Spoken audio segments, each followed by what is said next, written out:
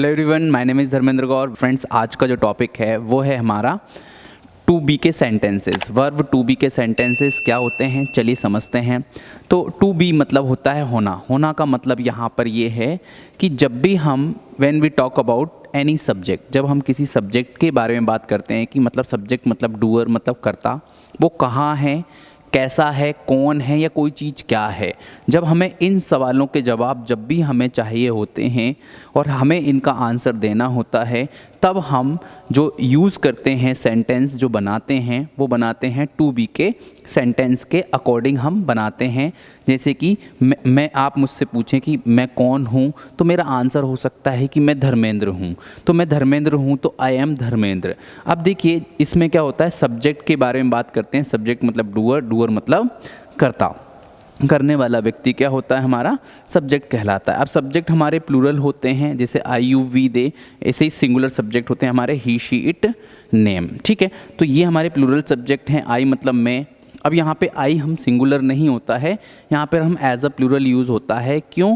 क्योंकि ये किसी एक ही व्यक्ति के लिए फिक्स नहीं यूज़ करते हैं। जैसे कि मैं अपने आप के लिए यूज़ करूँगा तो आई, आप अपने आप के लिए यूज़ करेंगे तो क्या यूज़ करेंगे, आई। ऐसे यू मतलब सामने वाला एक है तब भी हम यू बोलते हैं, और एक से ज़्यादा हैं तब भी हम क्या बोलेंगे, यू। वी मतलब दो या दो से ज़्यादा लोग, दे मतलब वे। ठीक है, दो या दो से ज़्यादा लोग। सिंगुलर सब्जेक्ट मतलब कि वह एक लड़के के लिए जब यूज़ करते हैं।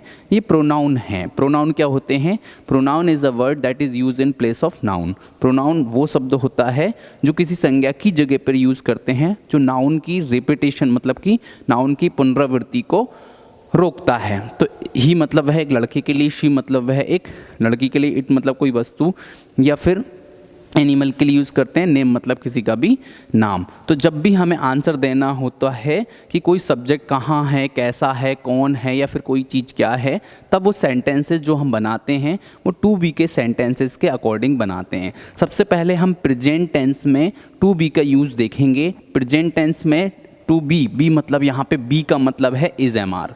ठीक है, सब्जेक्ट लगाएंगे, इज एम आर लगाएंगे, फिर ऑब्जेक्ट। ऑब्जेक्ट की जगह पे आपका क्या आ सकता है, नाउन या फिर कोई भी एडजेक्टिव क्या होगा, यहाँ आ सकता है। अब नाउन मतलब noun is a name of person, place और थिंग, मतलब कि नाउन किसी व्यक्ति का नाम, प्लेस मतलब जगह का नाम, या कोई भी चीज़ का हम जब बोलते हैं वो क्या होती है, हमारी नाउन होती। कि ये क्या है, तो दिस इज़ अ पेन। तो ये पेन क्या है, हमारा नाउन है। एडजेक्टिव क्या होती है, जो किसी नाउन या प्रोनाउन की क्या बताते हैं, हम विशेषता बताते हैं। कि ये पेन कैसा है, मान लो इसकी विशेषता बता रहे हैं, अच्छा है, बुरा है, बेकार है। ठीक है, तो वो क्या होती है, हमारी एडजेक्टिव होती है। तो आई के साथ क्या लगाएंगे हम, एम।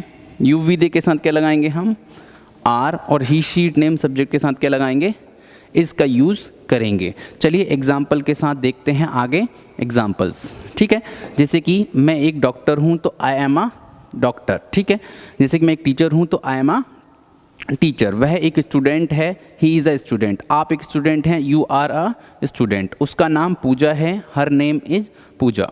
महेश मेरा मित्र है तो महेश इज़ माई फ्रेंड। ठीक है, वह मेरी बहन है, सी इज़ माई सिस्टर। ठीक है, वह एक विद्यार्थी है तो ही इज़ अ स्टूडेंट। वह धोखेबाज है, ही इज़ अ चीटर। अब यहाँ पे चीटर क्या है, एडजेक्टिव है, विशेषता बता रहे हैं कि वो कैसा है, धोखेबाज है। ठीक है, वह एक ईमानदार व्यक्ति है तो he is an honest man. इस तरीके से ये हमारे अफर्मेटिव सेंटेंस के एग्जाम्पल हैं। ठीक है, अब बात करते हैं हम नेगेटिव सेंटेंस। नेगेटिव सेंटेंस क्या होते हैं कि जब भी हम नहीं बोलते हैं कि मैं, मान लीजिए मैं एक स्टूडेंट नहीं हूँ तो I am not a student. ठीक है, तो इसमें सब्जेक्ट लगाएंगे इज एम आर, उसके बाद क्या लगाएंगे, नॉट, उसके बाद ऑब्जेक्ट। जैसे कि मैं डॉक्टर नहीं हूँ तो I am not a doctor. ठीक है, तुम उदास नहीं हो, यू आर नॉट सैड। वे खुश नहीं हैं, दे आर नॉट हैप्पी। अब हैप्पी, सैड यहाँ पे क्या है, एडजेक्टिव हैं। हम विद्यार्थी नहीं हैं, वी आर नॉट स्टूडेंट्स। वे खिलाड़ी नहीं हैं, दे आर नॉट प्लेयर्स। तो ये क्या है, हमारे नेगेटिव सेंटेंस। अब देखेंगे हम इंटेरोगेटिव सेंटेंस। इंटेरोगेटिव सेंटेंस क्या होते हैं, जब हम क्वेश्चन करें। ठीक है, और इसका इज एम आर को हम पहले लिखेंगे, सब्जेक्ट उसके बाद ऑब्जेक्ट। यहाँ पे इज एम आर का मतलब है क्या, जब हम किसी का हाँ या ना में आंसर हमें चाहिए होता है कि आप कौन है। जैसे कि तो आप कौन है के की जगह पे आप पूछें कि क्या आप धर्मेंद्र सर हैं। कोई मुझसे पूछेगा तो मैं आंसर दे सकता हूँ कि आर यू धर्मेंद्र सर, तो मैं बोलूँगा यस या फिर नो। ठीक है, क्या तुम एक अध्यापक हो तो आर यू अ टीचर। तो मेरा आंसर हो सकता है, आप मुझसे पूछेंगे कि आप एक टीचर हैं, तो आर यू अ टीचर, मैं बोल सकता हूँ यस या फिर नो। तो यहाँ पे इज एम आर का मतलब है सिर्फ और सिर्फ क्या। जब हमें हाँ या ना में आंसर चाहिए होता है तब हम हेल्पिंग वर्ब को पहले लिखकर क्या करते हैं, सेंटेंसेस को बनाते हैं।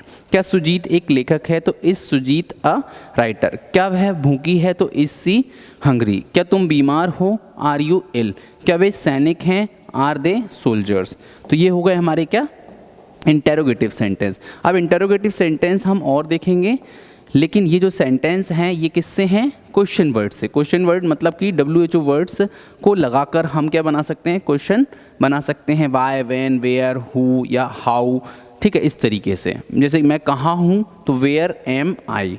वह कैसा है, हाउ इज़ ही। आप कौन हैं, हु आर यू। यह क्या है, व्हाट इज़ दिस। तो ये क्या है, हमारे क्वेश्चन वर्ड से क्वेश्चन हम इस तरीके से बना सकते हैं। अब देखेंगे हम टू बी का यूज़, अभी हमने देखा प्रेजेंट टेंस में, अब देखेंगे हम पास्ट टेंस में। पास्ट टेंस में टू बी का मतलब हो जाएगा सिर्फ और सिर्फ वॉज या वर। अभी प्रेजेंट में हम क्या कर रहे थे, इज एम आर का यूज़ कर रहे थे, अब हम यूज़ करेंगे वॉज वर। तो हमें जब आंसर चाहिए होता है कि कोई व्यक्ति या कोई चीज़, कोई नाउन कहाँ था, या कोई कैसा था, या फिर कोई चीज़ या कोई व्यक्ति कौन था, ठीक है, या फिर कोई चीज़ क्या थी, तो इन सवालों के जवाब के लिए हम क्या करेंगे, पास्ट टेंस में वॉज वर का यूज़ करेंगे। ठीक है, चलिए रूल वही है, सब्जेक्ट लगाएंगे वॉज वर, उसके बाद ऑब्जेक्ट लगाएंगे। ऑब्जेक्ट की जगह पे नाउन या फिर एडजेक्टिव आ सकता है। तो आई और ही शीट नेम सब्जेक्ट के साथ क्या आता है हमारा, वॉज, और यू वी दे के साथ क्या लगाएंगे, हम वर का यूज़ करेंगे। चलिए एग्जाम्पल देखते हैं। चलिए अफर्मेटिव सेंटेंस के एग्जाम्पल देखते हैं। वह एक राजा था, तो ही वॉज अ किंग।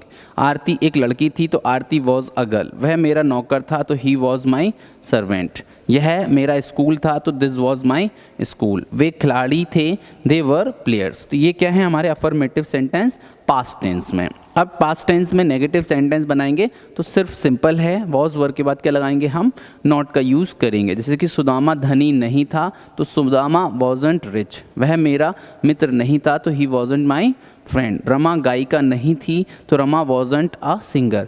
सैनिक थके नहीं थे, तो सोल्जर्स वर्न्ट टायर्ड। हम दुखी नहीं थे, तो वी वर्न्ट सैड। ये क्या है हमारे नेगेटिव सेंटेंस। अब देखेंगे हम इंटेरोगेटिव सेंटेंस। इंटेरोगेटिव सेंटेंस में हम वॉज वर को क्या करेंगे, पहले लिखेंगे, उसका मतलब है क्या, फिर सब्जेक्ट, फिर ऑब्जेक्ट। क्या वह हिंदू था, तो वॉज ही अ हिंदू। क्या वे सुनार थे, तो वर दे गोल्ड स्मिथ। क्या मैं पागल था, वॉज आई अ मैड। क्या वह दुल्हन थी, वॉज सी अ ब्राइड। क्या घोड़े अस्तबल में थे, were the horse's in stable. ये क्या है हमारे इंटेरोगेटिव सेंटेंसेस। अब हम देखेंगे फ्यूचर टेंस में टू बी का यूज़। तो फ्यूचर टेंस में टू बी का यूज़ मतलब कि विल या शैल बी, विल बी या शैल बी का यूज़ होगा अफर्मेटिव सेंटेंस में। जैसे कि अभी हमने प्रेजेंट के टू बी के सेंटेंस में इज एम आर का यूज़ होता है, पास्ट टेंस में वॉज वर, और फ्यूचर में हो जाएगा विल बी या शैल बी। अब शैल बी का यूज़ ऑलमोस्ट मॉडर्न इंग्लिश में ख़त्म हो गया है, लेकिन आपको यूज़ करना हो तो आप आई और वी सब्जेक्ट के साथ क्या यूज़ कर सकते हैं, शैल बी का यूज़ बाकी सब्जेक्ट के साथ क्या यूज़ करेंगे, विल बी का यूज़ करेंगे। चलिए एग्जाम्पल के साथ समझते हैं। इसका भी आंसर सिर्फ और सिर्फ क्या हो कि कोई व्यक्ति कहाँ होगा, कैसा होगा या कौन होगा, तो फ्यूचर में टू बी का यूज़ सिंपल है कि कोई व्यक्ति, जब हम सब्जेक्ट के बारे में बात करें कि सब्जेक्ट कहाँ है, कैसा है, कौन है, या कोई चीज़ क्या है, तब हम विल बी या शैल बी का यूज़ करेंगे। अफर्मेटिव सेंटेंस का एग्जाम्पल देखते हैं।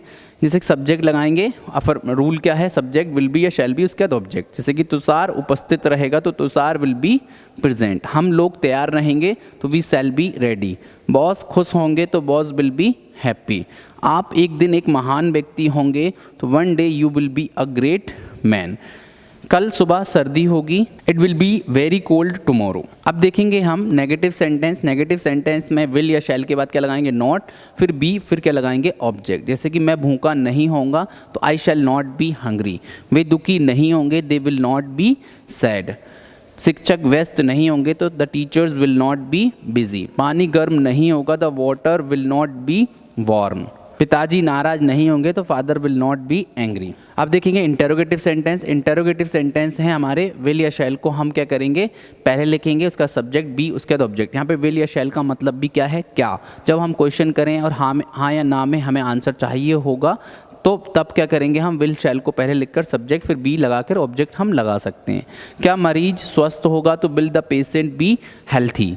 ठीक है। क्या सोना महंगा होगा, विल गोल्ड बी कॉस्टली। क्या चॉकलेट कुरकुरी होगी, विल चॉकलेट बी क्रिस्पी। क्या कपड़े साफ होंगे, will the clothes B clean. क्या वह घर में होगी, तो will she be in the house. तो ये हो गए हमारे इंटेरोगेटिव सेंटेंसेस। अब आपको मैं एक वोकेबलरी टिप दे रहा हूँ कि अगर if you want to improve your English, अगर आप अच्छे से इंग्लिश इम्प्रूव करना चाहते हैं तो आपको डेली कम से कम 10 वर्ड मीनिंग्स आपको डिक्शनरी में सर्च करना होगा और उनके ऊपर क्या करना होगा, सेंटेंसेस आपको बनाने होंगे। अब आप डिक्शनरी में जब भी कोई वर्ड को सर्च करें, एक सिंपल से सिंपल वर्ड को भी, तो उसको देखें।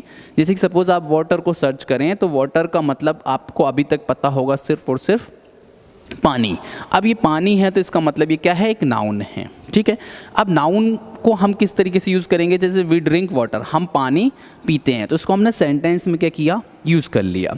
इसी तरीके से वाटर का मतलब एक और होता है, अगर आप ध्यान से देखेंगे तो वर्ब का मतलब होगा पानी सींचना या पानी देना। ठीक है। तो अब इसको सेंटेंस में यूज़ करेंगे तो आई वाटर द प्लांट्स डेली। अब आई यहाँ पे सब्जेक्ट हो गया, वाटर यहाँ पर क्या है, वर्ब है, और ये हमारा ऑब्जेक्ट है और ये हमारा अदर वर्ड हो गया। तो अब देखिए वाटर पहले ऑब्जेक्ट मतलब नाउन था, तो नाउन की जगह पे पानी मीनिंग निकल रहा था, लेकिन ये पहले आ गया वाटर, अब ये एज अ वर्ब यूज़ हुआ है तो इसका मीनिंग चेंज हो गया। ऐसे ही वाटर से ही वाटरी बन गया, इसका मतलब है एडजेक्टिव, पानी से भरा या जली कोई चीज़। जैसे his eyes were red and watery, उसकी आंखें लाल और उसकी आंखों में क्या था, पानी था। तो इस तरीके से ये क्या है कि आप कोई भी वर्ड सिंपल से सिंपल जो आपको पता भी है सपोज मीनिंग, तो उसे एक बार डिक्शनरी में देखिए, उससे समझिए कि उसका किस तरीके से सेंटेंस में यूज़ हो सकता है और उसके क्या क्या मीनिंग हो सकते हैं। तो आई होप कि आपको ये कॉन्सेप्ट समझ में आया होगा। अगर आपको ये वीडियो पसंद आया हो तो लाइक शेयर एंड सब्सक्राइब करना ना भूलें। Thank you.